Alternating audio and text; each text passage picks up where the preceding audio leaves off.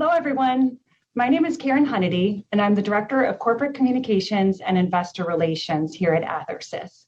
We are delighted to have this opportunity to communicate with our shareholders, and we thank you for joining us for our virtual presentation today, MultiStem Clinical Programs, an in-depth look. This event is expected to last about an hour and will conclude with a question and answer session.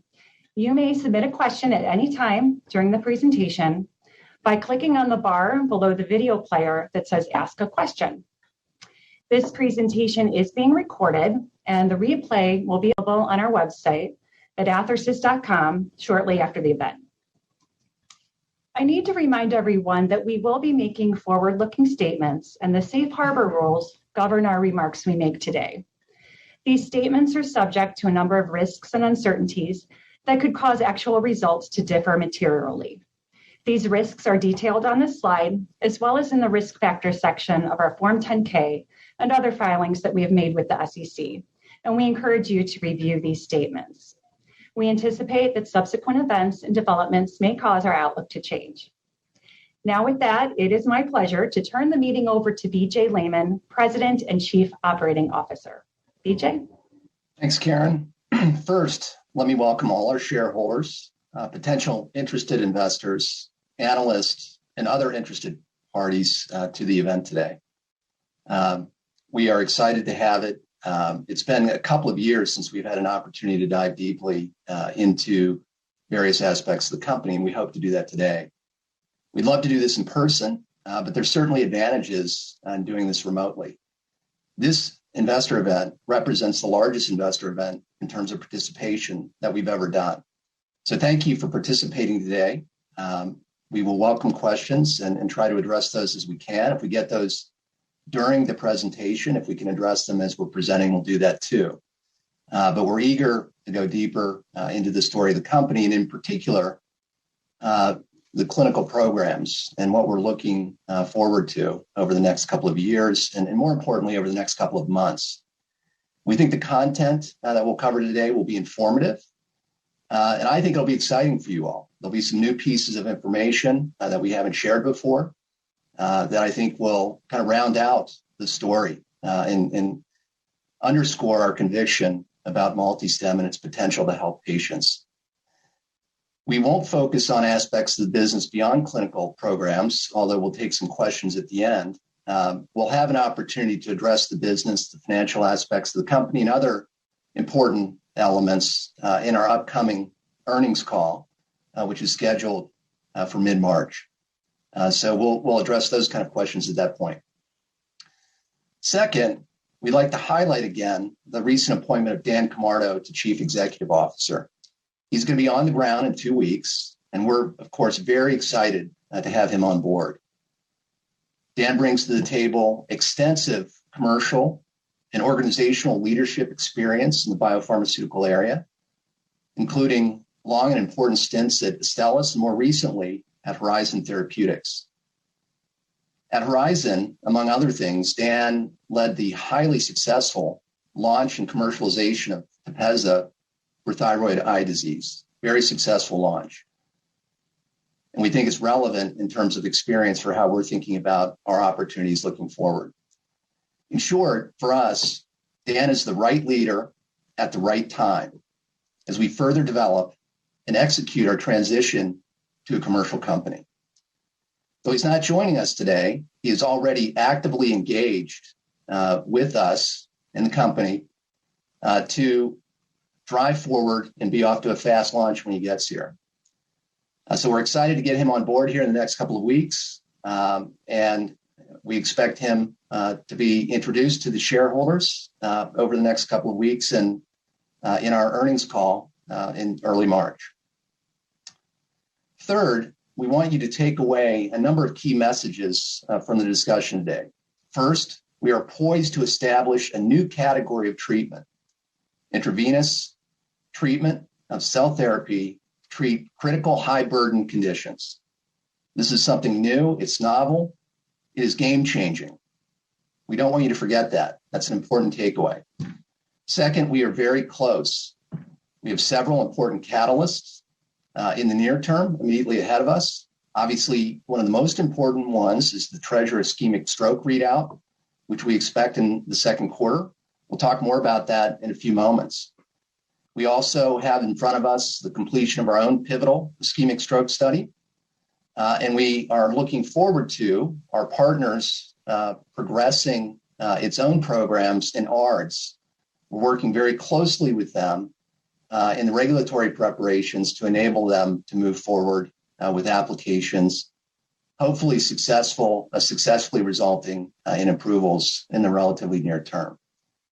And then finally, in terms of key takeaways, I want to remind everybody that the opportunity here is very large. We have the potential to have impact on many patients' lives. We can change the way they're treated. We can change their outcomes. We can change their lives. But it also represents, as a result of that, a substantial business opportunity.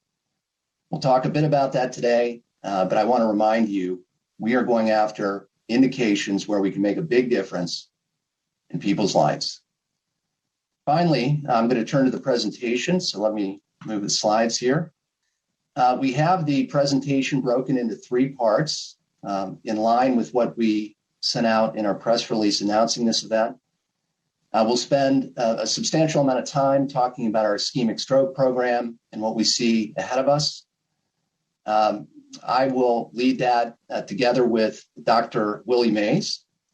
We will then talk about the ARDS program. Dr. Eric Jenkins will lead that presentation.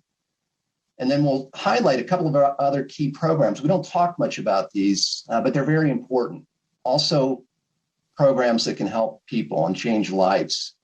And we're going to highlight a couple of those because we think it's important for our investors to see the breadth of the portfolio and the opportunities we have ahead of us beyond our lead indications. So Dr. Mays will also lead that portion. And then finally, as Karen mentioned, we will move to Q&A. We also have participating Dr. John Harrington, so he may add some color as we go, and will be available for Q&A. And then Ivor McLeod, our Chief Financial Officer, who's also participating today, again, available when we have the Q&A. So let me underscore again, we believe we have a therapy that can be a game changer, a new category. We've shown this slide before, but I do want to highlight just a couple of key points. We're talking about an off-the-shelf therapy. It's very well characterized, can be manufactured at scale, and has potential for application and impact in multiple therapeutic areas. That's the basic bottom line here. It's built around a unique cell technology. So those are key elements. We've talked about them in the past, but they underscore the opportunity here. With respect to our lead applications, I'd like to make a couple of comments about our progress and status before we dive into some of the kind of scientific and technical details. Let me start at the bottom. We have at the bottom a couple of important studies running. Truama, which is a study we're running with support of the government, military funding in particular, working with the lead trauma site out of Texas to drive an evaluation of our cell therapeutic in trauma. We believe there's tremendous opportunity here. We are moving very, very quickly forward with the study and hope to have this advanced over this year and completed sometime shortly thereafter and provide the foundation for moving forward from there. On the ARDS side, we have as well our McCovey study running. We've updated on this in the past. Our intention this year is to complete the phase 2 component of that study and then leverage that data together with additional available data from work that others have done in the space and what we've learned from changes in standard of care to refine our phase 3 component of that study to optimize our chances of success. As you will hear from Eric in a few minutes, we have high conviction and confidence about the potential of our therapy in this space. But we also want to run the right study to allow us to address ARDS broadly. We want to be successful so we can get to patients and serve patients as quickly as possible. Now, I want to make one note with respect to these two studies. Since we last talked, which I think was in November, we have had approval from the FDA to begin using our bioreactor product in our clinical studies. And we're beginning to integrate that product into both our trauma and ARDS studies. This is an important milestone for the company. It represents an important step to our commercial production plan. And in fact, the production platform that we've used here, the bioreactor platform, the volume represented here represents about 1/3 of the ultimate large-scale volume we're going to have in a commercial setting if you think about the bioreactor platform. So this is an important step. And again, we're going to be integrating that into these clinical studies in the very near term. And it gives us an opportunity to build a database of information with respect to the performance of this product and its effect and its feasibility and usability in the clinical setting. We're very confident about that. We've done, as you can imagine, a great degree of comparability analysis, and we're eager to build out that data set. So that's important. And then finally, on ischemic stroke, we're going to dive deep into here. Obviously, the important catalyst ahead of us is the completion and announcement of data from the Helios Treasure study. We expect that in the second quarter. I think has been communicated by Helios and us previously. The last patient and the last data collection point at 365 days occurs in March of this year. So there'll be some obvious process time locking data down, some analytical time, but very shortly thereafter, we expect with Helios to be able to announce the data from that study. And the good news is we'll be announcing data for all time points, day 90 and day 365. And as I will explain in a few minutes, I think that gives us some important advantages. Now, briefly, I just want to remind everybody about the nature of the opportunity here. We've done a fair bit of work in the US and Europe in evaluating the technology and its value to the healthcare system and to patients. We've also done market access work. What we know from the technology analysis, the value analysis, is that we are potentially adding hundreds of thousands of dollars of value to patients in the healthcare system with respect to treatment if we're able to deliver and have the kind of impact we expect. That said, thinking about market access, the reimbursement pinch points and the like, we believe that we can have a therapy that gets reimbursed at tens of thousands of dollars.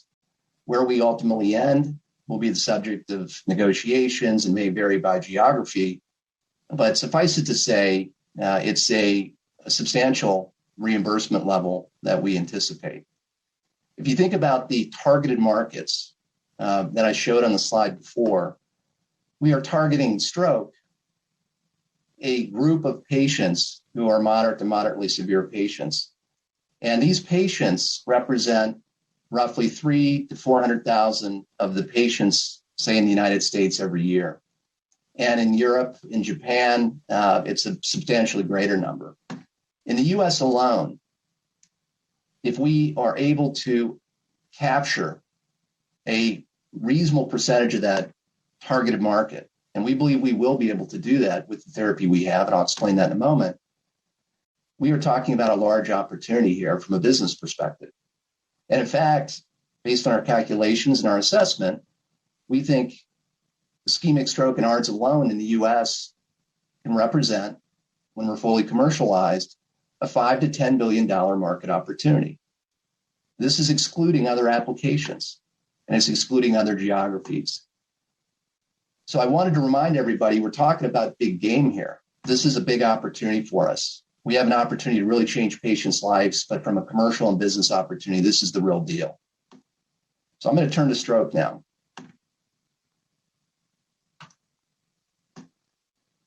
One of the themes we've talked about over the past couple of years is the ability for MultiStem to provide intervention in the immune response following acute injury, whether that's an ischemia or some other traumatic event. And this is actually one of the key aspects of the therapy. And Willie's going to talk about this in a bit more detail in a few moments. But one thing I just want to emphasize here, there's bad inflammation, which is really what we're addressing in these acute situations, but there's also positive inflammation and immune response. And so the objective of the therapy is not to stop cold the immune response.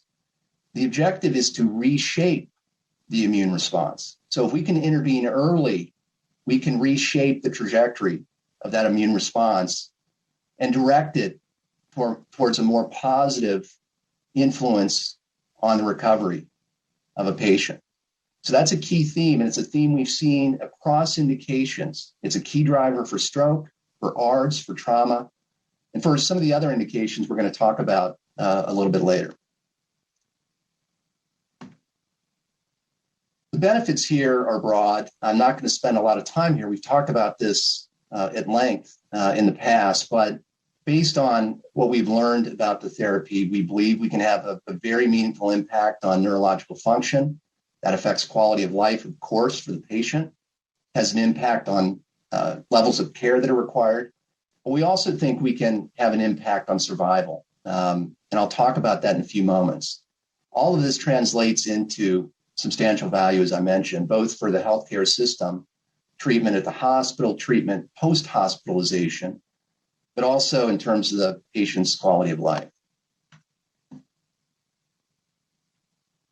Now, one of the key things we wanted to talk about today was the underlying design features of both the TREASURE and MASTERS-2 studies. Both of these studies were built from the foundation established with MASTERS-1. We've mentioned this in the past. We want to remind folks and highlight a couple of aspects about this today because it's very relevant to how we think about the TREASURE readout in just a few short months.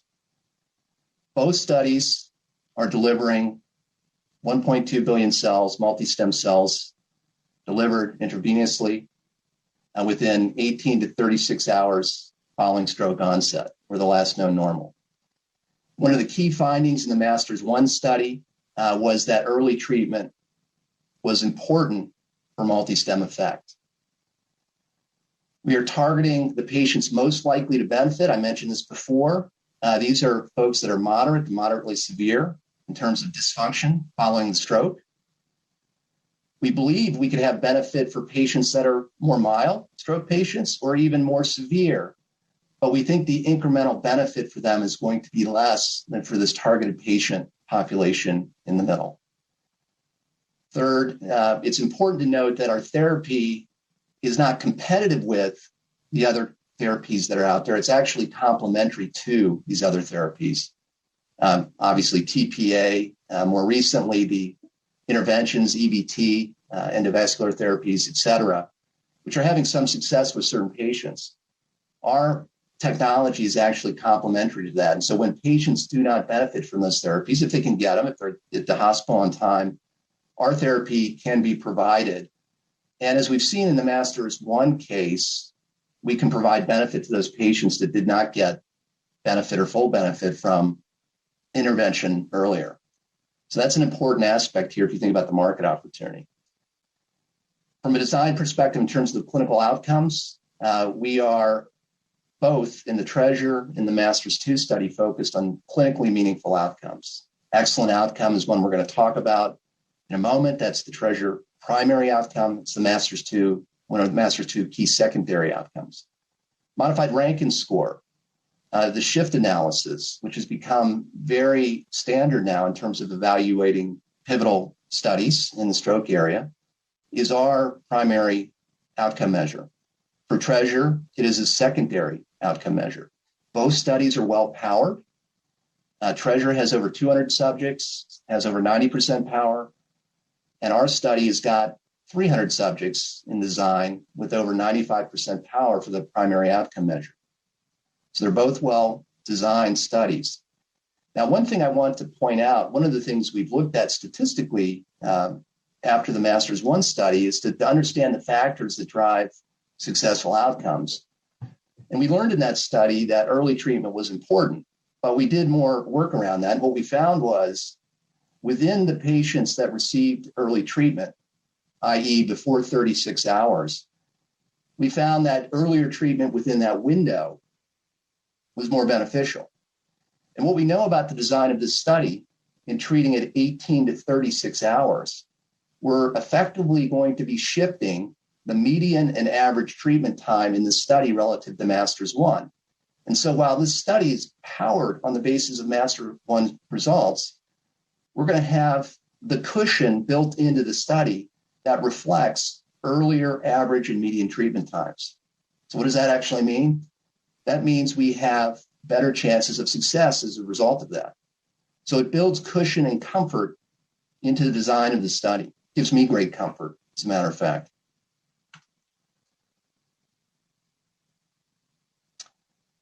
We've talked about this in the past, but I do want to underscore one of the key points. What we are seeing is impact and important and meaningful clinical outcomes that occurs over time. At 90 days, we're seeing, from the MASTERS-1 study, we saw a very strong trend to effect. This would be significant at the sample size we have in MASTERS-2 or the sample size that's in TREASURE. But we saw better impact at 365 days. So why is that? Well, what we believe is going on is that we are modulating the immune system response early. That is reducing or preventing scar formation in the brain. That scar formation is bad because it can block electrical activity, it can prevent regeneration, and it generally have a negative impact on recovery, right? And if we're able to intervene and reduce or prevent that in the brain, we're able to create a milieu for good recovery over time. And why do we think this? Well, we've done a lot of work with neurons. In fact, we published some very interesting work in the area of spinal cord injury. And in that work, a couple of years ago, we found not only does inflammation lead to the scar formation when you create an injury in the spinal cord, but also we see that if you can prevent that, it allows the neurons to actually regenerate and return and cross the barrier in which the injury occurred.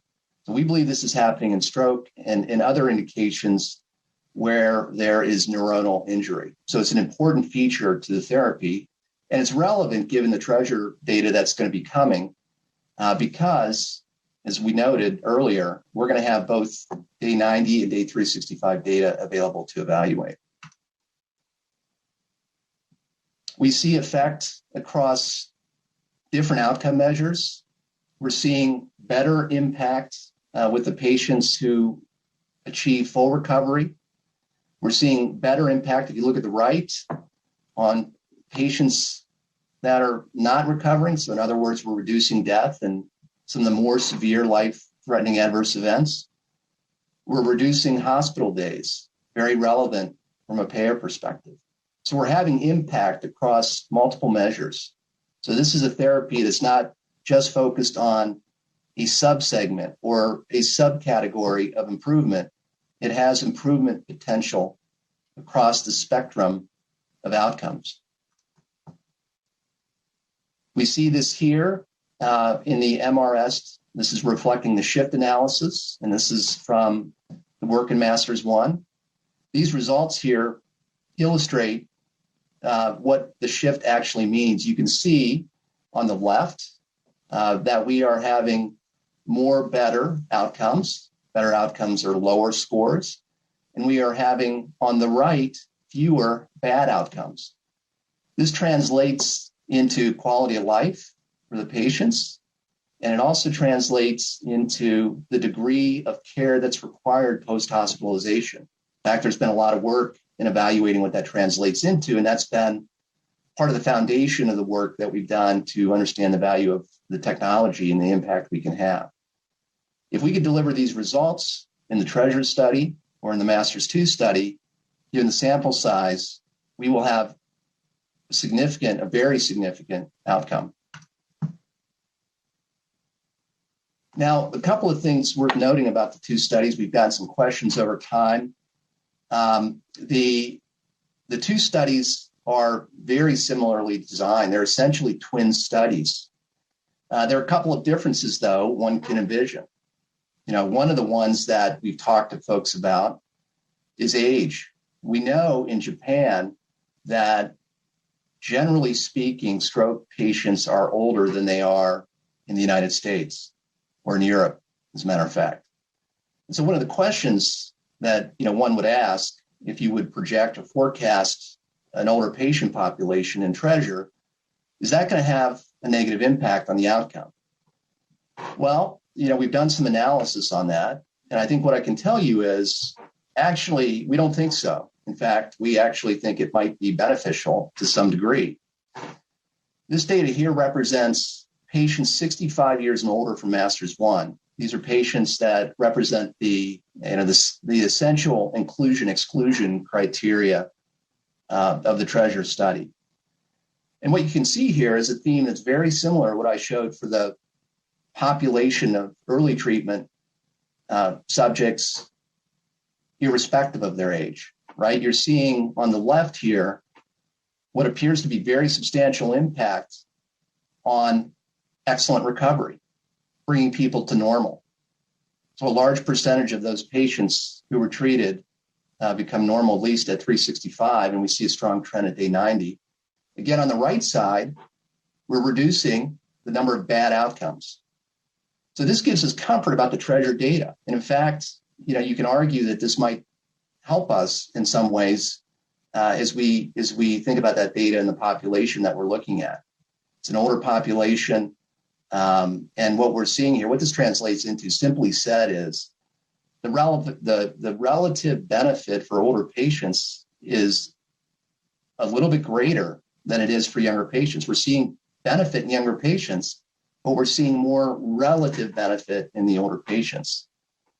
And that may have to do with the immune system response for older patients maybe kicking up and firing up a little bit more slowly, more opportunity to intervene and have better impact. It's hard to say, but this is what the data tells us. If we go back to the slide before, there are a couple of other points I want to highlight, if I can get there. Reperfusion therapy. Is there going to be any difference in expectation or impact from the standard of care in TREASURE? We don't believe so.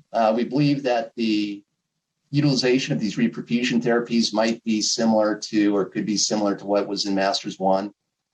And even if it's a little bit off, we also know we've done similar analysis to what I just showed, showing that MultiStem has benefit in both patients receiving reperfusion therapies, but also patients that do not.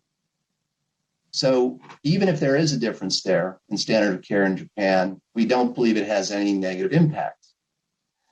The stroke severity is another thing that's important to outcomes, of course, and we've looked at that as well. We don't expect there's going to be any differences between the TREASURE and Masters studies there. And we also know, as I've mentioned before, that we have, with MultiStem treatment, observed better outcomes across the severity spectrum.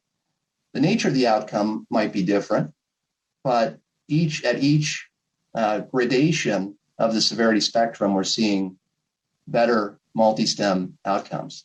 Of course, there's the difference in genetics and environment. We're not projecting that's going to have any sort of major impact on the outcomes. And then, there's some differences in standard of care, longer hospital stays, differences in medications that are given during the hospital stay. Again, based on what we learned from KOLs, literature, et cetera, we don't expect this to have any major impact. So the bottom line here is we think the TREASURE study is going to be a strong indicator for MultiStem's potential in ischemic stroke. Yes, the sample size is smaller, but it will give us a very, very strong read and expectation for Masters 2. And this is just a couple of months away. We believe it's going to be successful given the design and some of the aspects I just went through.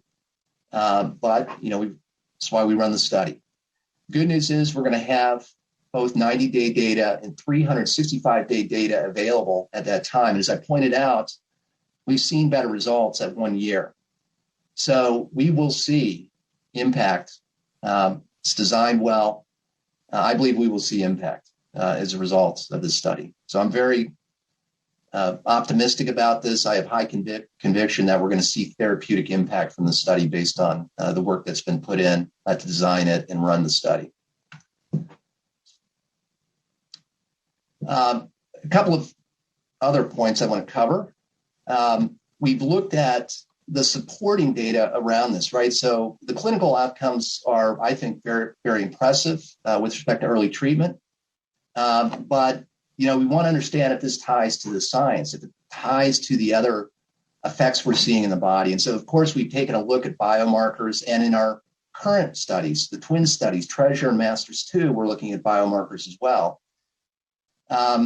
Unfortunately, in Masters 1, the sample size wasn't large. I think, as many of you know, biomarkers are historically difficult to evaluate because of the variability typically in the different backgrounds people bring in. But we did take a look at this, and the results are very encouraging. So when we talk about T cell activity, we did see, we've announced this in the past, significant impact on activated T cells following stroke. These are a key player in the immune response, as I think many of you know. And we saw effectively a neutralization of the increase of activated T cells as a result of MultiStem treatment, measuring at day 2. So this is important. It corresponds with our understanding of the therapy and its mechanism, as Willie will talk about in a few minutes. But it's good confirmatory data from a biological perspective.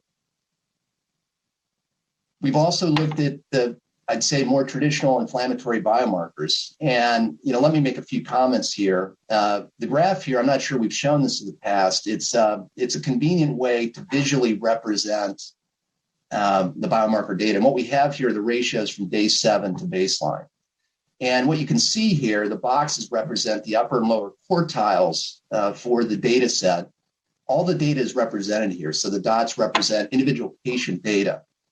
The line in the box is the median. And what you can see here is essentially visually a trend of impact on these inflammatory biomarkers that are very relevant in the immune system's response following an acute event, trauma, et cetera. And when we actually control for the variability and outliers, as you can see in the table to the right, we do actually have strong trends and significance with respect to a number of these, including IL-6, which we know is a key player in the immune response to trauma and ischemia, when we have an ability to downregulate that. So this is very important. And one thing we also have seen, though we haven't done, the heavy stats work, given the smaller sample size, is that earlier treatment results in better effects on those biomarkers. So these boxes have shifted downward. The green boxes have shifted downward as a result of treatment early. So again, this is consistent with what we're seeing from a clinical outcome perspective. Again, very important supportive data. So, it's at this point, sharing some of the clinical data, some of the biomarker data supporting the clinical outcomes. I'm going to turn it over to Dr. Mays, who can talk a little bit, certainly more elegantly than I can, about what's actually going on at a scientific level. So, Willie, you want to take over? Sure. Thanks, BJ. I appreciate that eloquent comment. I'm not sure it's true, but we'll do the best we can here. Hi, everyone. My name's Willie Mays. I'm the Vice President of Regenerative Medicine, the head of neuroscience, and one of the original co-founders of Athersys. And I just want to build off of some of the data that BJ just showed, the clinical data highlighting some of the biomarkers, both the T cells, some of the cytokines, show you our therapeutic hypothesis, talk at a high level about how we've developed this hypothesis over the years, but also go down a few rabbit holes to talk in specifics about some of the things that we are so excited about, why we think MultiStem is going to provide a lot of benefit to patients suffering from acute injuries. So at the highest level, if you just read the therapeutic hypothesis, basically what we're stating is if you give an IV or a systemic administration of our cells in an acute time frame after a severe injury, that the cells are going to do a couple of things. First and foremost, they're going to rebalance the immune system. They're going to turn down the pro-inflammatory aspects of the immune system more quickly, and we're going to turn up the reparative aspects of the immune system in a more timely way. And we think that the peripheral immune system is a critical player in where the pro-inflammatory cells, the initiation of the pro-inflammatory cytokine responses are all coming from. And we know that our cells have a real impact on the peripheral immune system, at least at the level of the spleen. So I just want to highlight sort of a temporal, it's a slide that came from a Nature review. This is not from our group. This is something we found in a Nature paper a couple of years ago.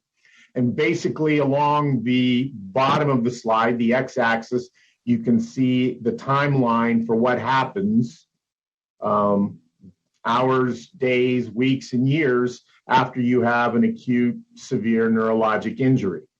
And the pink and the green across some of the other rows above the timeline highlight both the negative or the detrimental aspects of the inflammatory response and then the reparative aspects.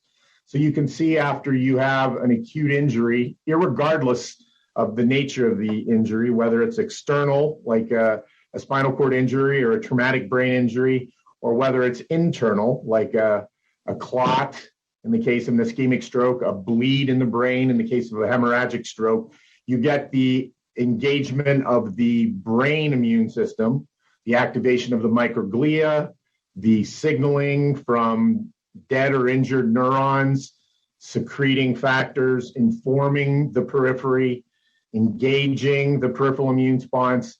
And so you can see in the bottom panel, you see the blood-brain barrier disruption that facilitates the extravasation or the migration across the blood-brain barrier into the brain from cells like neutrophils, like T cells, like macrophages. So all of these things are moving from the periphery into the brain as a function of the signaling and the injury. And then eventually the immune system recognizes we're done with the pro-inflammatory aspect. We're now going to resolve the injury. We're going to try and pack up all the bad guys, get them home, and we're going to now resolve the injury, take the debris away, start to fix the tissue, as would happen in other acute severe injuries.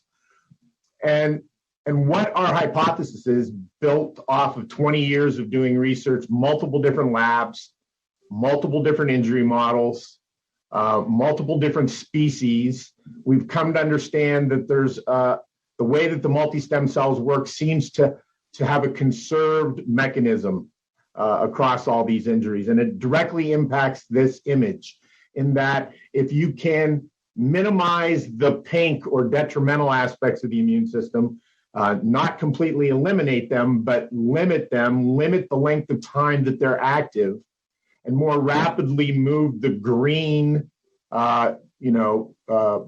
pro-repair aspects of the immune system into a more relevant time frame. If you can intercede in the hours to day standpoint so that you don't get glial scars, so that you have less tissue damage, so that you have more reparative cells activated and on site earlier, that you might have a chance for patients to have better long-term outcomes, both locomotor and neurologic, as a function of MultiStem administration.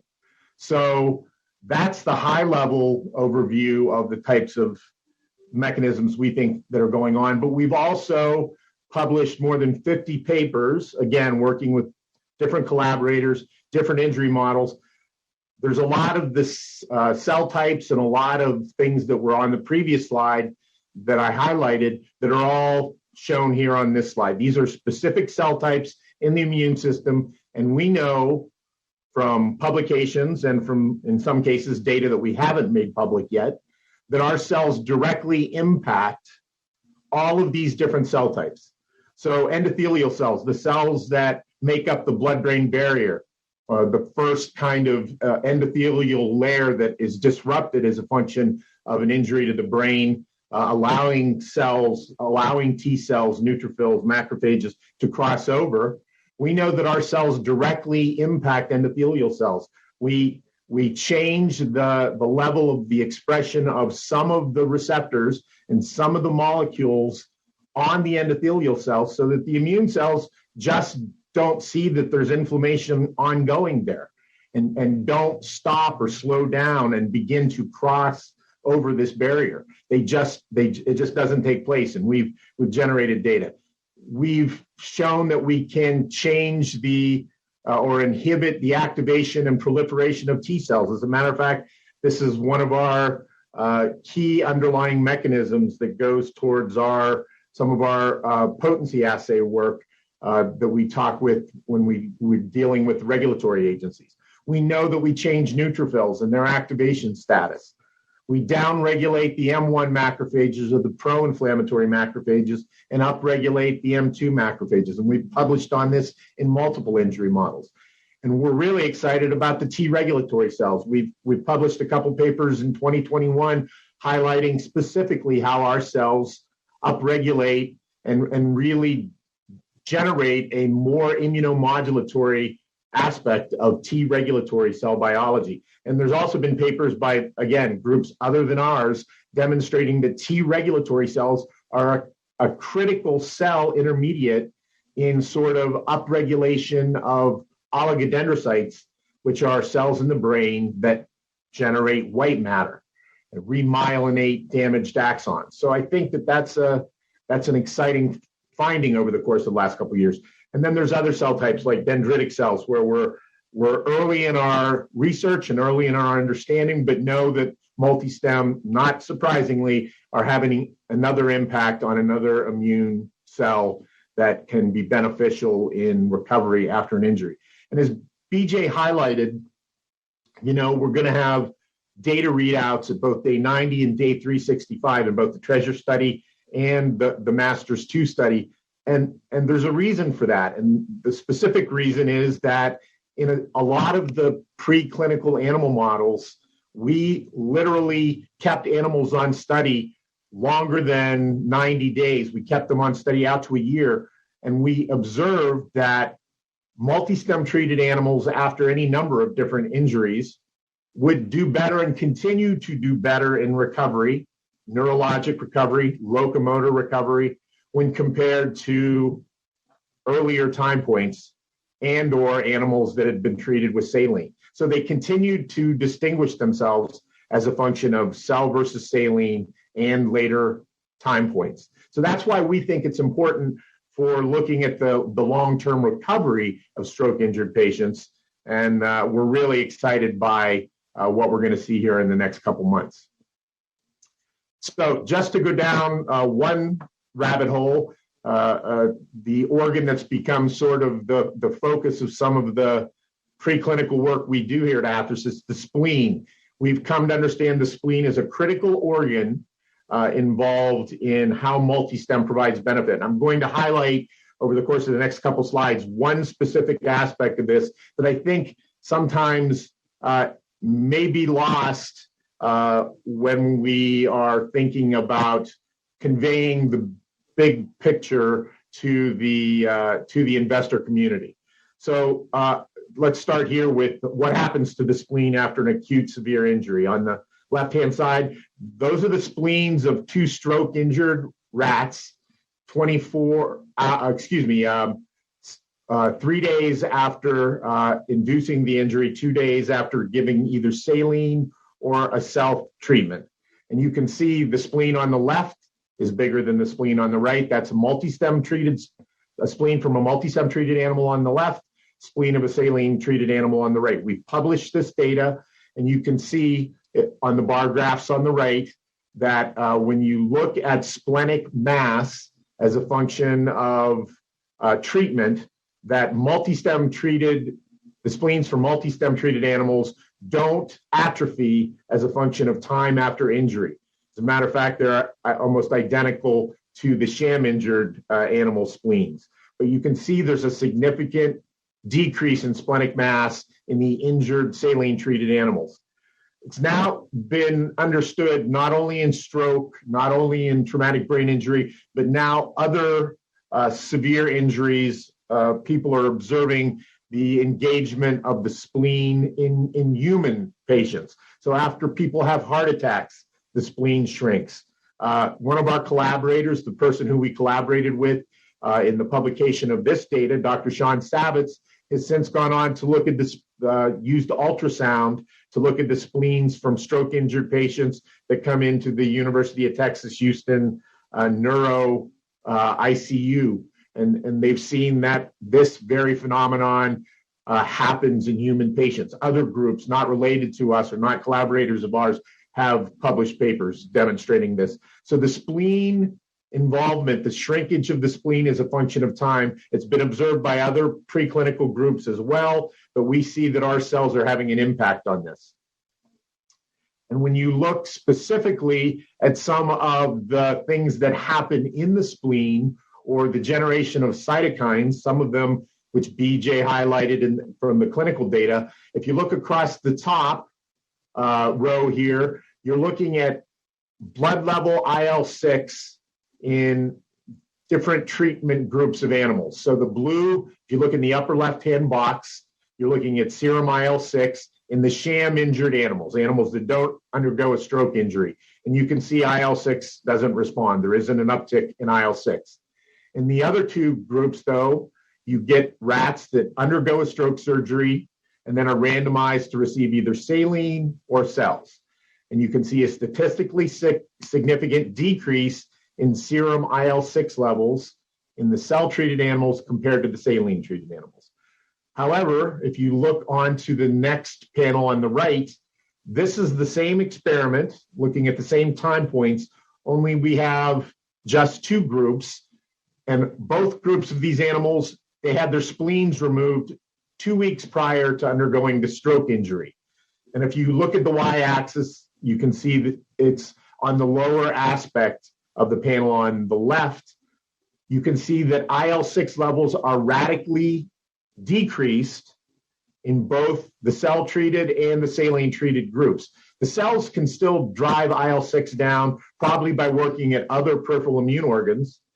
We only remove the spleen, so you have the thymus, the lymph nodes, the bone marrow. We're still able to decrease IL-6 levels, but the overall blood levels of IL-6 is significantly decreased. And we think this is important from an inflammation standpoint in changing the dynamics. It illustrates the spleen as a critical organ that's using IL-6 to signal, to enhance or propagate the pro-inflammatory signal as it's activated. But we're really excited by the data on the bottom. So IL-10 is an anti-inflammatory cytokine known with reparative aspects of the immune system and upregulation of T regulatory cells. So again, same overall experimental design. The left-hand box illustrates animals that have spleens, and in the sham-injured animals, there's no upregulation of IL-10. In the stroke-injured animals that receive saline, no upregulation of IL-10. In the animals that receive cells after stroke injury, there's a 10 to 20-fold increase in IL-10 levels. And if you splenectomize the animals and do the same experiment in the right-hand panel, all IL-10 is lost. So the only way there's an upregulation of a propagating anti-inflammatory IL-10 mediated signal, you got to have an injury, you have to have a spleen, and you have to have gotten MultiStem. And we think this is a really, really important piece of data. And then just to conclude sort of the importance of the spleen, This is data we generated again with Dr. Savitz down at UT Houston. This was part of the 2017 publication. This highlights the importance of the spleen and the presence of our cells interacting with the spleen in recovery. So the y-axis in this case is a 24-point scale that's a neurologic score scale. It involves both locomotor and neurologic measurements. And the x-axis is just time. So when you look at animals, so 0 would be normal, 24 would be ultimate deficit in this case. So when you look at all the animals, if you score them prior to inducing a stroke injury, they're a 0, they're normal. But then you take and you induce the injury, randomize into treatment groups of either saline or cells, and then evaluate the animals over the course of a month, you can see that the animals that receive the cells have a statistically significant improvement in the composite neurologic score over the course of a month. However, if you do the same exact thing, only you splenectomize all of the animals that get randomized into the study, you lose the ability for our cells to provide benefit. And this highlights the importance of our cells working with not only downregulating the bad guys, the pro-inflammatory signals in the spleen, but also upregulating some aspect of repair that's coming from the spleen. And so we have a lot of ongoing research, both with academic collaborators and internally here at Athersys, to help better understand it. We think we understand some of it, but we still have a lot more work to go, and we're really excited by some of the observations we have, and we'll continue to hopefully report on in the future. So that's the support for why we believe the cells work in an acute neurologic indication. We're now going to move over to talk about a different acute indication that we've done work in, and that's acute respiratory distress syndrome. And I'm going to turn it over to Dr. Eric Jenkins, our senior medical officer here to talk about. So, Eric? Yeah, thanks, Willie. I am Eric Jenkins. I'm medical director and clinical lead for our development programs here at Athersys. I'm going to talk to you a bit about our program in ARDS, which is a major area of unmet medical need and one with high mortality and morbidity. So my clinical practice is in emergency medicine. I also tend to patients in critical care transport and recovery as a helicopter EMS flight physician. We now, unfortunately, care for a fair number of ARDS patients, and we see them quite frequently. This is a devastating complication of viral respiratory infection and other pneumonias, lung injuries, and even non-pulmonary severe systemic illnesses. When we perform intrafacility transports for more specialized care or advanced organ support for these patients, they're among the most gravely ill that we fly. We're seeing previously healthy people who are now in really medically tenuous states with really exacting medical support needs for multiple organ systems. These people are fragile and unstable.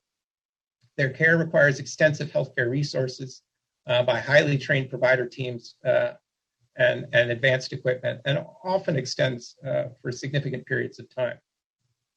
And frankly, we have really few options currently beyond the expert multidisciplinary supportive care that we provide to help patients survive and recover function. Many of these patients die, and those that do survive face an arduous recovery to regain meaningful quality of life. ARDS is an inflammatory injury to the lung in which infectious chemical or mechanical lung injury is exacerbated and then actually overtaken by an immune-mediated self-injury to the delicate tissues of the lung. This results in widespread damage to the fine air spaces and capillaries of the lung, leading to accumulation of fluid and immune cells within those air spaces and the thin membranes across which gas exchange normally occurs. The result is rapid development of respiratory failure, in which the lungs are unable to adequately oxygenate the blood.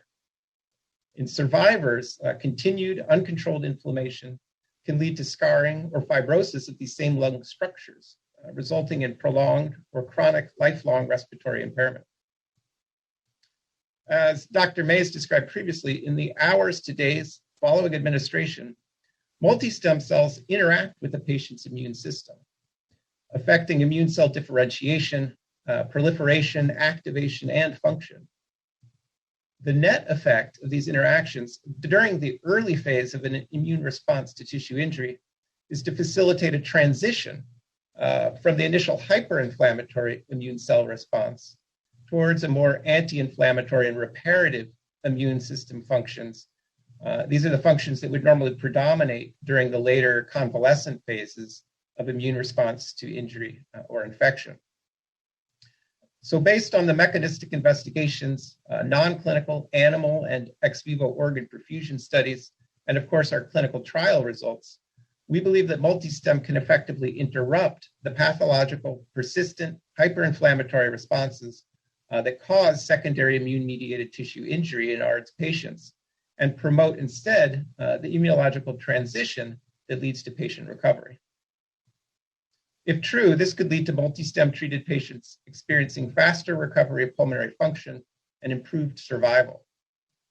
Such a treatment would provide considerable additional value by improving the quality of life and return to prior activities for ARDS survivors, and by speeding patient recovery would reduce healthcare expenditures, and particularly during pandemics of respiratory illness, could help relieve the burden on the strained healthcare systems and overtaxed intensive care units, thereby improving availability of those critical services to patients in need. So as we previously disclosed and more recently published, the results of the exploratory MUST-ARDS study were really quite encouraging. First and foremost, IV administration of 900 million MultiStem cells demonstrated consistent safety and tolerability in a critically ill patient population. As you can see here, 28-day mortality outcomes substantially favored the MultiStem treatment group. We saw 40% mortality in the placebo arm, which is a rate fairly typical of those with moderate to severe ARDS. As I described, this is a high mortality condition. But we saw only 25% mortality among the MultiStem treated patients in this trial. Importantly, there were also meaningful differences in ventilator-free days and ICU-free days, again, favoring MultiStem patients. Among patients with more severe ARDS, which was a prospectively defined population and analysis for this trial, we observed even larger, consistent improvements in mortality, ventilator-free days, and ICU-free days, favoring MultiStem treatment. As a whole, these data suggest that MultiStem treatment may meaningfully improve pulmonary function, expedite weaning from invasive mechanical ventilation, enhance patient recovery, and improve overall survival of patients with ARDS, particularly among those with more severe hypoxemia. Further, improved survival associated with MultiStem treatment was accompanied by comparable or actually improved survivor self-assessed quality of life. And this is notable and I think really, really important because MultiStem here was not just forestalling death of the sickest patients, only to have them survive for a period with severe impairments and dismal quality of life. But instead, MultiStem treated patients were experiencing improved survival with favorable recovery outcomes that are important to patients and their families. So we and the clinical investigators were, of course, quite encouraged by these results. And based on the MUST-ARDS trial data, we garnered our third fast track designation from the FDA. Outside of pandemic years, ARDS is an uncommon condition, and following the announcement of the results of the MUST-ARDS trial, Helios, our development partner in Japan, in the run-up to their OneBridge ARDS trial, applied for and has received from the Ministry of Health designation of MultiStem as an orphan regenerative medicine product for the treatment of ARDS in Japan. And because of the rarity of this orphan indication and practical constraints on sample size, a statistical analysis for the trial included planned evaluation of combined data sets from the two corroborative MultiStem randomized controlled trials, MUST-ARDS and OneBridge, and statistical comparison of the OneBridge outcomes to those of a well-curated historical Japanese ARDS patient cohort data set that was the basis for the design of the OneBridge study population. So as you can see on this slide, OneBridge results were remarkably consistent with what we observed in the MUST-ARDS study.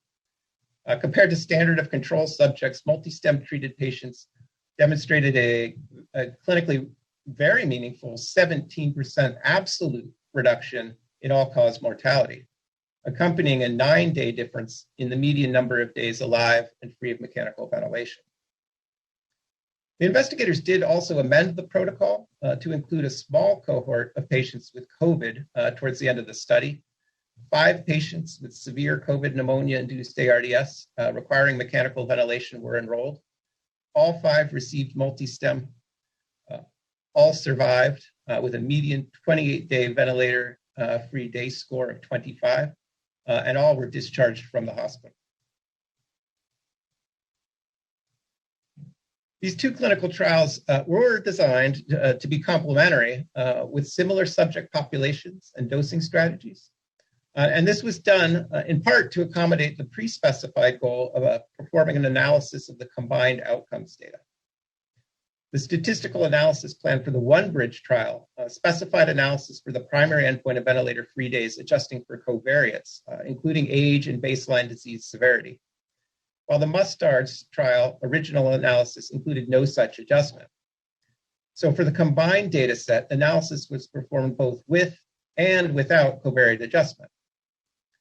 For the adjusted analysis, we estimated the treatment effect in each study separately via analysis of covariance adjusting for age and PaO2-FiO2 ratio, which is a measure of the lung oxygenation function. Then, similar to a meta-analysis, we summarized the overall combined treatment effect with the average of the 2 study-specific treatment effect estimates. Within 28-day follow-up, the average difference in ventilator-free days adjusted for age and PF ratio at baseline between MultiStem treatment and control across both studies is 5.5 days with a p-value of 0.067. The average difference without covariate adjustment is about 3.8 days. Major secondary efficacy endpoints of these 2 trials included mortality and quality of life outcomes. For these outcomes, we performed proportional odds regression analysis, again adjusting for age and PF ratio, and determined the overall treatment effect by averaging 2 study-specific odds ratio estimates. So in the figures on this slide, black bars show odd ratio estimates and 90% confidence intervals of the unadjusted study-specific analyses, or for the pooled analyses adjusted for the study only, whereas red bars are adjusted for covariates of age and baseline PF ratio. And as you can see, the outcome measures in these analyses consistently favor MultiStem across both studies. And while confidence intervals for each individual treatment effect are fairly wide due to limitations on the study population size and an orphan indication, the magnitude of the treatment effects for these endpoints are clinically meaningful and quite substantial.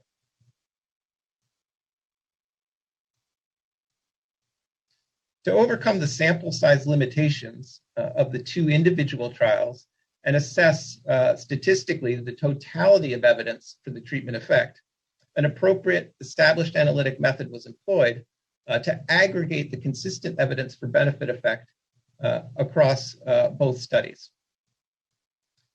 We looked at the 4 outcomes that were most relevant to patient meaningful improvement and compared them for a total of 8 outcomes, as you see here.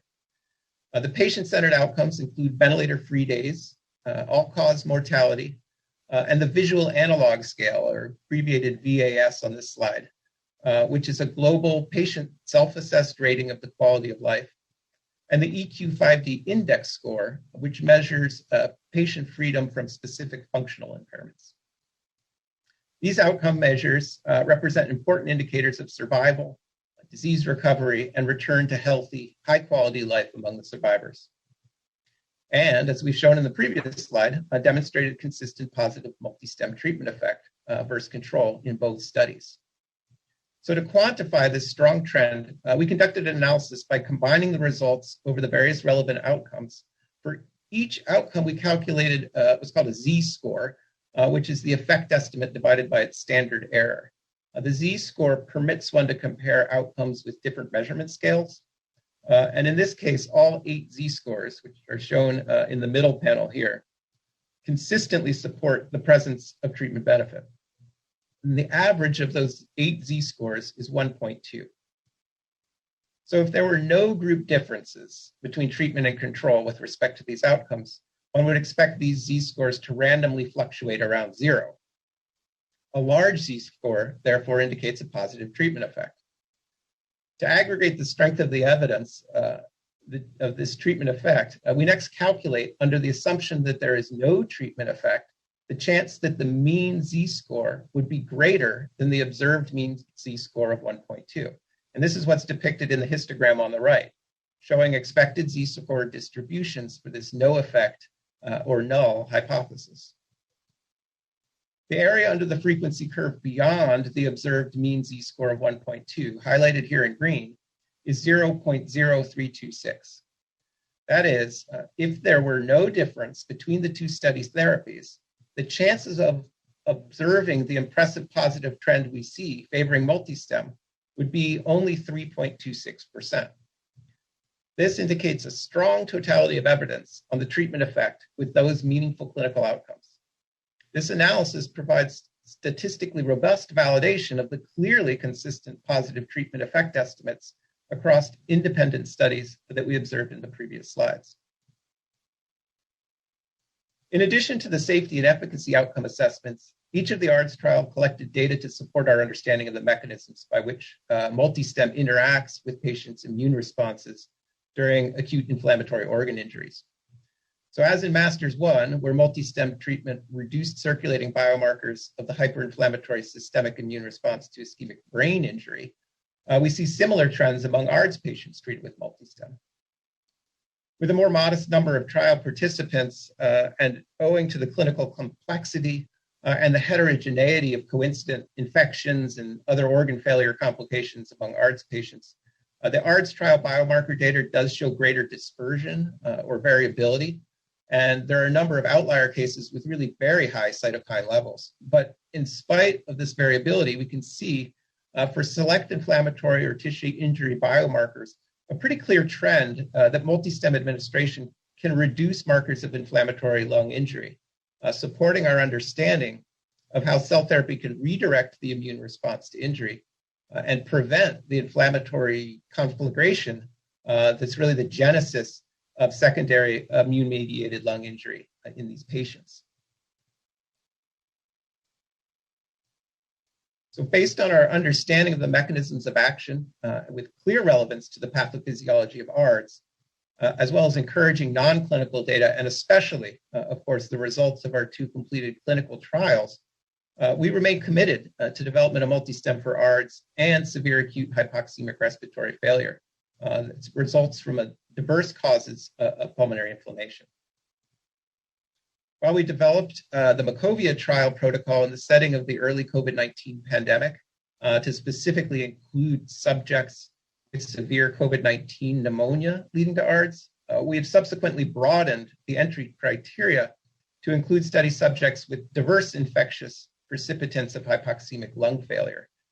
Similarly, we've remained nimble, taking advantage of the adaptive study design to adjust to the anticipated evolution of ARDS standards of care that really occurred as we in the clinical community learn more about how to optimize care for these critically ill patients with severe respiratory failure.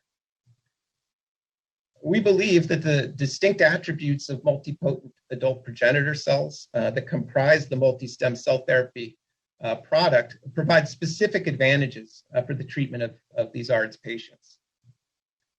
With demonstrated safety in these especially vulnerable patients, we can, with a vialized, off-the-shelf, cryopreserved product formulation, deliver very large clinical doses of up to 1.2 billion cells directly into the pulmonary capillary vasculature early in the course of the disease, during the initial flare-up of the inflammatory response to lung tissue injury. And we do believe that this is an important advantage. The inflammatory injury in ARDS begins really early and can grow quickly to become potentially overwhelming. And being able to redirect this immune response through rapid and very potent immunomodulation early, sort of in the kindling phase of the process, before the impending inflammatory cascade of self-injury causes irreversible tissue damage, we think that's going to be essential to success in therapeutic strategies directed at interrupting this cycle of immune-mediated self-injury. that characterizes the disease entity of ARDS. MultiStem treatment is actually agnostic to the precipitating infectious or even, as I said, non-infectious inciting causes of acute lung injury. And we believe that we have a safe and potent immunomodulatory treatment that potentially can demonstrate consistent, favorable outcomes that are important to patients. The magnitude of the observed treatment effects are not subtle here. Earlier ventilator weaning resulting in 5.5 additional ventilator-free days and double-digit absolute reductions in all-cause mortality. These are results that are really unprecedented in ARDS therapeutic development. There is no other therapeutic that we give these patients that has anywhere near these levels of benefit for patients with ARDS.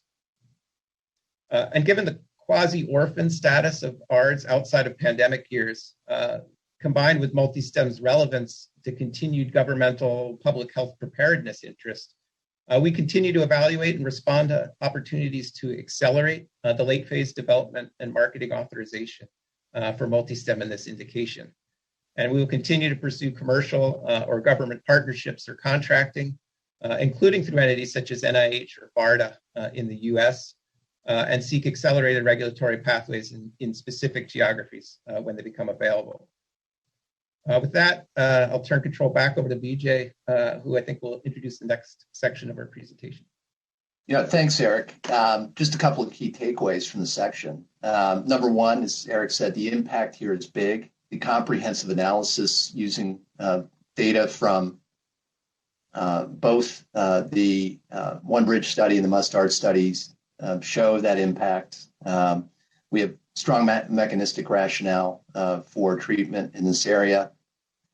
We do believe that in Japan, this data will provide a strong foundation for potential approval. Ultimately, that has to be worked through the regulators there. There are no guarantees. Obviously, Helios will be updating on this a little bit more specifically and accurately than we will in the time ahead, but we do believe, based on this analysis, there is a strong argument for an accelerated approval in Japan for this orphan indication. That said, in the United States, we will have to do pivotal work, and I think we all know that. Europe and the US will require that phase 3 study. We have that built into Macovia, but as I said before, the key for us there is to really have a well-designed study that's going to allow us to have success to treat ARDS generally. And that's the key for us. And that's going to be one of the objectives this year, is to get the phase 3 component refined based on the work from the phase 2 component of that study to allow us to be successful. So with that, I'm going to turn it over to Willie to talk about some of the other interesting things in our pipeline. Willie, if you could spend a few minutes kind of walking through that, and then we can wrap up after that. You got it, BJ. Yeah, thanks. So we want to make sure we save time for a Q&A here at the end, but wanted to just talk about some of the other indications where we've generated good amount of data and believe that we could quickly translate into clinical trials.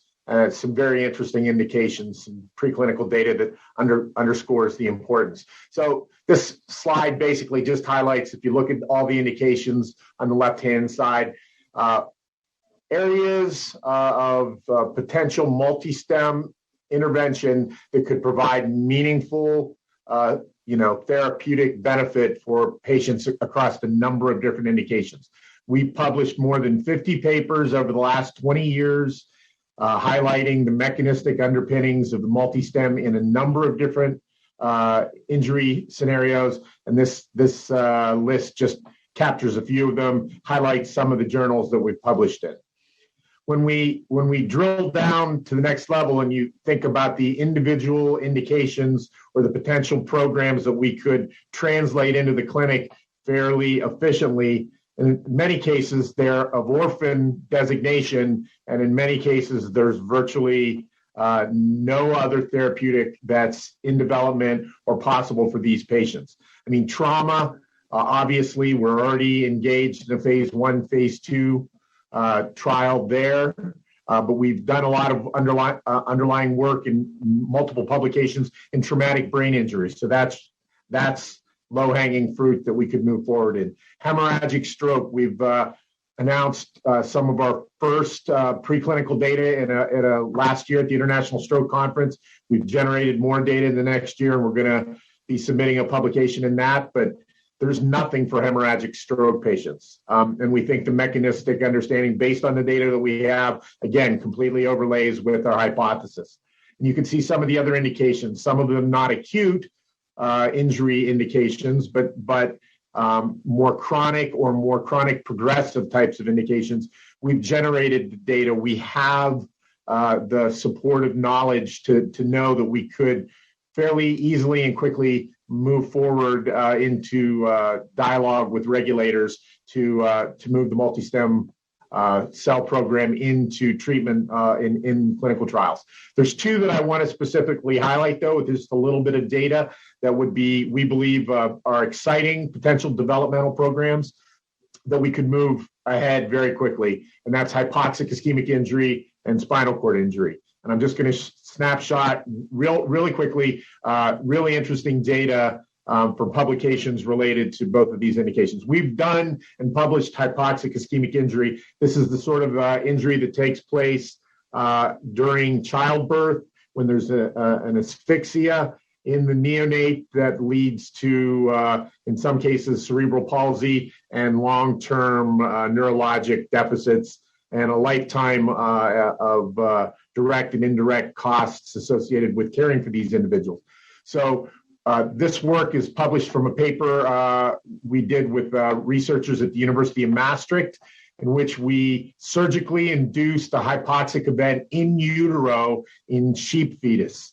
And basically, if you look at the bar graph on the left-hand side, you can see basically highlights days after treatment and the seizure burden that the animals have. And in the MultiStem treated animals, the seizure burden goes away virtually immediately, while in the saline treated animals, they continue to have a severe seizure phenotype. This correlates with improvements in white matter. And again, remember, all this was done in utero. So these are before animals ever are even born. And you can see that in the MultiStem treated hypoxic ischemic injury group, we preserve white matter in a statistically significant way versus saline treated. And just to go to, again, our mechanistic running home to mother, as it were, the spleen, the splenic mass is maintained in the cell-treated animals, while the spleens are seen to shrink in the saline-treated animals in utero. And then finally here, just to highlight our spinal cord work, and I'd like to let everybody know that this work has now been repeated by other groups that we had no work with, no collaboration with. They independently have gone and repeated the data that I'm highlighting from a Nature Reports paper from several years ago, and they saw the same things. So you can see on the left-hand side, again, these graphs illustrate MultiStem treated versus saline treated rodents who've undergone a spinal cord injury. The y-axis shows a kind of a locomotor score. So higher numbers in this case are better, and 0 indicates that you have a severe deficit following the spinal cord injury. And you can see in both the gross and in the fine locomotor scoring scales really significant impact of administering MultiStem within the first 24 hours after inducing the injury. This again leads to preservation of structural components in the spinal cord, as can be seen in the upper panel, and a decrease in the extravasation and the migration of immune cells into the site of the injury. And again, in these animals, we maintain splenic mass. So these are, again, low-hanging indications that seem to fit the ability for our cells to provide meaningful, really meaningful recovery benefit where there's no other therapeutic intervention available. So in this final slide, you can just see we've developed, I believe, a really strong scientific rationale for how and where and when we want to use the MultiStem cells to treat a number of different indications. We didn't talk about chronic conditions like multiple sclerosis, where we've generated a ton of data and have a paper that we hope to get published this year. We have the MultiStem product. We continue to refine our thinking and understanding of the biology, the mechanisms of action, and then we use these to help characterize the cells and improve our manufacturing and making sure that we're making high quality cells irregardless. And then we have a number of these indications where we've demonstrated the efficacy and the potency of the cells that are rare or orphan indications that we can move forward very, very quickly with. So super excited about all of the different potential applications of the cells.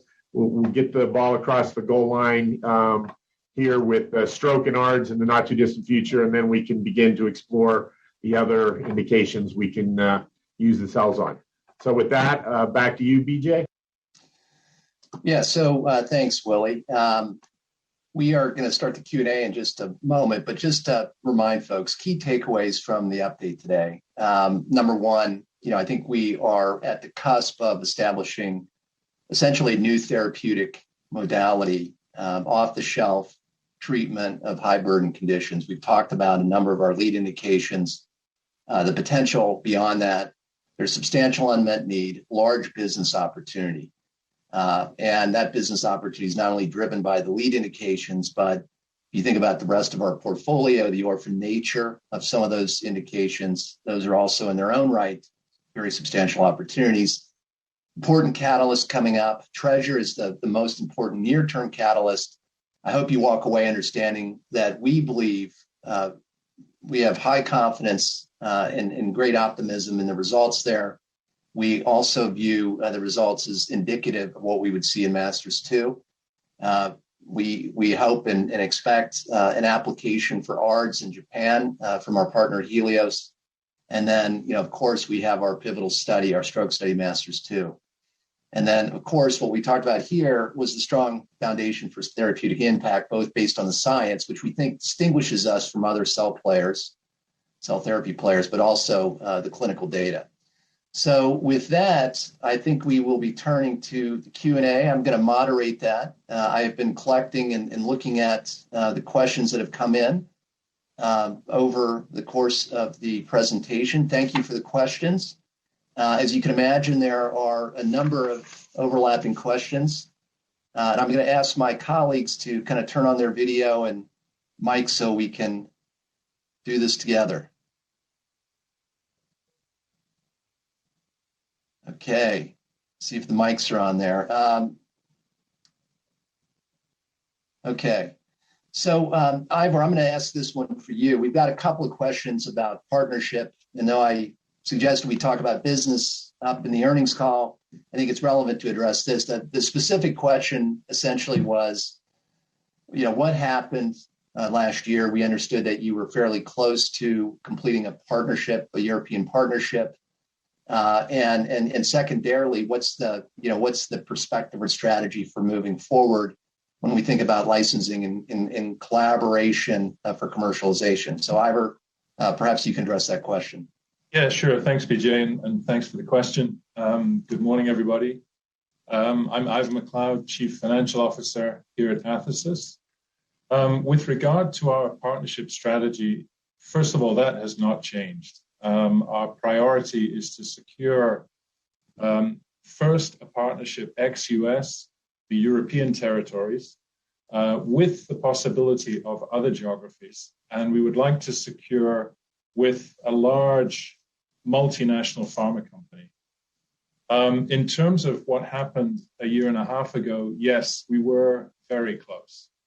I can't go into the details of who we were very close with, but there were some internal changes and then a priority really to wait for the data. So we are still in discussions with that company as well as others. And like I say, our priority is to forge a European alliance, which we do anticipate doing on the back of the positive stroke data. With regard to other territories, for example, the US, As BJ said, the commercial opportunity is enormous. We're talking multiple billions of dollars on an annual basis. And with regard to potentially partnering in the US, we're exploring that. As you can imagine, the US territory is perhaps the most attractive to the potential partners. But as the business is quite concentrated, there is the real possibility that we could go it alone. So we are exploring that. And of course, we're excited to have Dan come on board.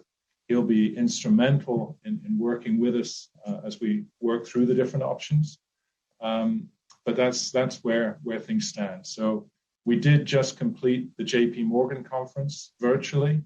And what was very encouraging for us was 2 or 3 new companies approached us with the potential for forging an alliance. So great interest out there. We do anticipate doing something following the publication of the positive data. Thanks, Ivor. Different sort of question, and John, I'll direct this to you, and Willie, obviously, you can add some color. Somebody is pointing out rightly that the FDA is concerned about MOA and potency and the translation between that and clinical effect.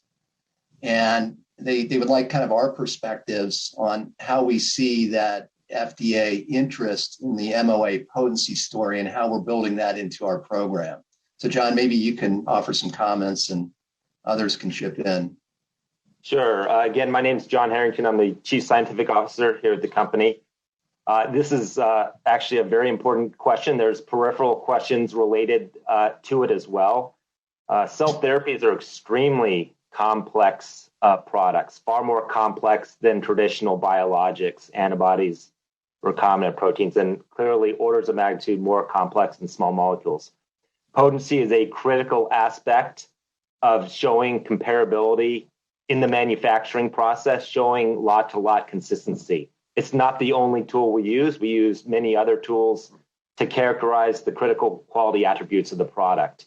And so at Athersys, we've made it a priority not only to develop progressively larger and larger manufacturing processes to serve the commercial needs for this product, but also to develop the tools to show comparability as we migrate from platform to platform.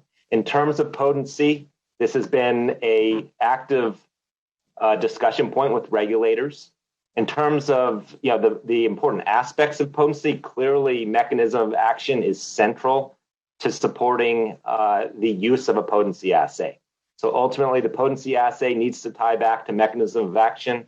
I think the tremendous research that our team has done over the years to understand the various mechanisms of action that are in play has greatly facilitated the development of potency assays. The other important aspect of potency assays is that they have a relationship to the efficacy of the product in patients and ideally predict efficacy. And so to that end, we have developed multiple potency assays. In our pivotal Masters-2 study, we developed our primary potency assay here at Athersys. We tech transferred that to a CRO. We validated it at the CRO.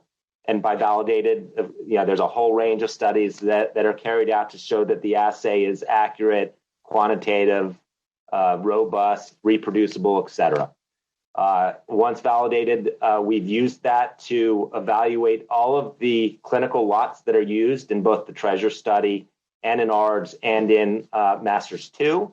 And we will, after those data readouts, look at any relationships that we can find between potency levels of the products, produced, and as with any complex biologic, there's a range of potencies that were generated as part of the clinical campaign. And so we'll have an ability to go back and look at the relationship between potency and efficacy. Since then, we developed secondary potency assays. We've completed that here at Athersys. We have tech transferred our secondary potency assay to a CRO, and that's under validation right now. And we will retrospectively go back and evaluate the potency and its relationship with efficacy in the same way we're doing with the primary potency assay. And then, of course, behind that, we have a number of other potency assays. We continue to develop a range of assays to characterize the product. As we switch from manufacturing platform to platform, we need to establish comparability of the product, and the assays, including the potency assay, allows us to do that. I don't know, Willie, feel free to add anything, but I think that captured most of the questions behind the question. Yeah, great summary. No, that's great. That's great. Another set of questions, a group of questions, are really focused on our relationship with Helios and how that's going. I can address that specifically. I think, as everybody knows, we struck a collaboration or a renewal of our collaboration last summer with Helios to reset the relationship. Both we and Helios at the business and executive levels, but also at the operational levels, have been working very, very hard to renew the collaboration and make it most productive and allow us both to have success moving forward. I think we've been largely successful over the past months, a couple of quarters, in getting to that position.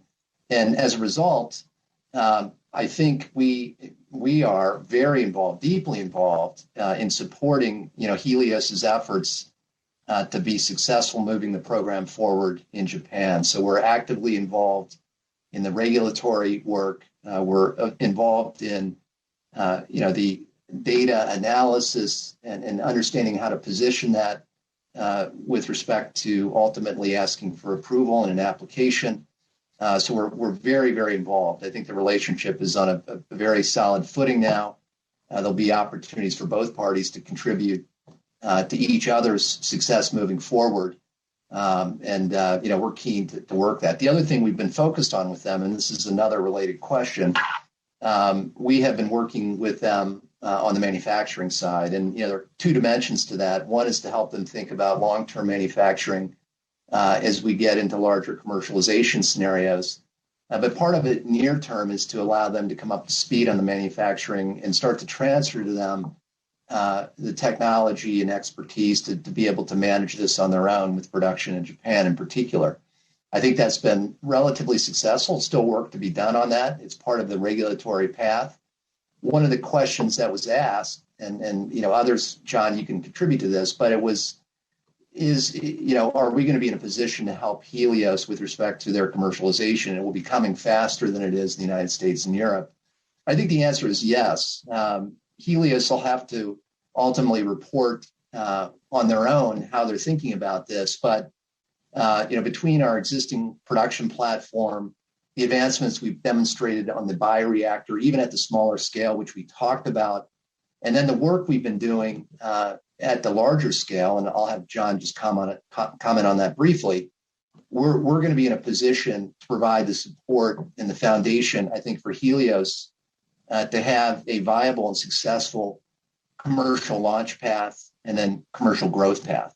That's the intention. I think we're on the path. There are work to be done. But John, maybe you can make a few additional comments about our work at the larger scale and where that stands. We've made great progress over the course of the year, and it's probably worth noting that for the group here. Thanks, BJ. I'd be happy to. Perhaps it's worthwhile to just mention, historically, we've manufactured using a two-dimensional cell factory-based approach. That product has been used to support our clinical trials, including Treasure and Masters 2. We've also recognized the need to scale the process significantly. It's been a major focus of activity here at the company over the last number of years.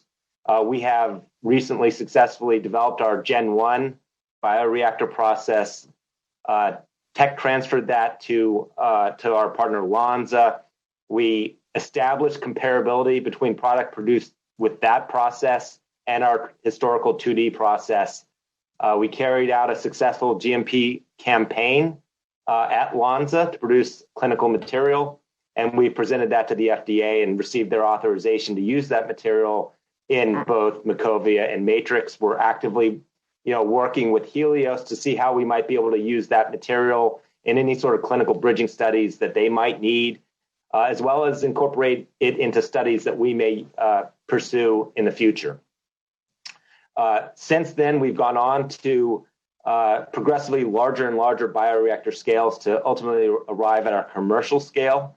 So we're calling this our Gen 2 bioreactor process, which will serve our commercial needs. It's capable of producing hundreds of thousands of doses per year at a single facility, and beyond that can be further scaled out. That process is in the process of being tech transferred again to our partner. We plan on tech transferring that to our own manufacturing facility here in Stowe, Ohio in the future at the appropriate time. And we are working with regulators to discuss any bridging work that will be necessary to use that material commercially. As I said in the discussion around the potency assay, we will have to show comparability of that product produced with this new process with our previous processes, in particular the 2D process. And that's where the suite of assays and tools that we've developed really comes in handy. The multiple potency assays that we have, it's possible we'll have to do animal work and possibly even clinical bridging work. Those discussions are underway with regulators around the world, and we'll update the investors at the appropriate time. Thanks, John. Two more questions I think we have time for. One is, again, a question's repeated a couple of times, and maybe, Eric, you can address this, but I think this is really about Japan, and we can talk a bit about this. Are the regulators, PMDA, I guess would be the example, are they going to consider just the primary endpoint for basis of approval, or are they going to consider collectively the data, excellent outcome, MRS, 90-day data, 365-day data, and so forth? And, again, we can't speculate what the regulators are going to do necessarily. I think it is worth noting, Eric, in your response to talk about the Sakigake designation and, the opportunities that provides in Japan. So, Eric, if you don't mind addressing the question. Yeah, sure. I mean, obviously, I'm hesitant to speak for regulators, of course, but I think I could confidently say that regulators, throughout the world will look at all the endpoints that are more for a study, and both in the protocol and the statistical analysis plan. So while they certainly will be focusing on the declared primary efficacy endpoint, which in the case of the TREASURE study is excellent outcome, they very clearly will be looking at data from both the MASTERS-1 trial as well as the secondary outcomes that are pre-specified for the TREASURE study. It is true that Helios powered the TREASURE study for statistical significance around their primary endpoint with treatment effect estimates derived from the MASTERS-1 data. So while they have confidence that they can meet that primary endpoint to statistical significance, that currently under the Sakigake designation is not required for the regulators in Japan to offer marketing authorization or conditional marketing authorization for regenerative medicine products. So they have a little bit of additional cushion and comfort there that if they just miss the high bar of statistical significance for their primary endpoint, certainly they can still submit a filing with the regulators in Japan under Sakigake to consider the totality of the evidence in support of efficacy and safety of the product for Japanese subjects with ischemic stroke. So certainly they'll look at all the endpoints, but yes, excellent outcome is their declared primary endpoint. Great, thanks. And then the last question I'll address directly. We've got a couple of questions about the timing of MASTERS-2 enrollment completion. And, we've talked about this in the past, and, it's been pointed out that we haven't delivered on our projections in the past. That said, I think what we can say about enrollment in MASTERS-2 is that we have a definitive plan to get that completed around the end of the year, this year. So get it done before the end of the year. The key drivers for that are going to be sites, active sites, and then also, ultimately the activity at each of the sites. We have been very, very active in the last couple of months in increasing the number of sites for that study. That will be key to our success and our ability to meet the plan. We will continue to add sites. We are targeting potentially having north of 50 sites in the study. We think that will be sufficient for us to get it done under the plan we're talking about. At the moment, we don't have any supply constraints to allow that to happen. So we believe we're in a favorable position there. We believe that the COVID headwinds, which have taken sites off for months at a time, particularly during the Delta period, seem to be abating. So we see that as less of a headwind. So what we see ahead of us is an opportunity to get this thing done under the current plan by the end of the year. We're not going to, and we have not in the past, updated on a month-by-month basis or a quarter-by-quarter basis. I know that's frustrating to many of you out there, but we believe we have a plan in place to get it done. We also think with the Treasure data coming, that could also help accelerate the interest and drive activity as well.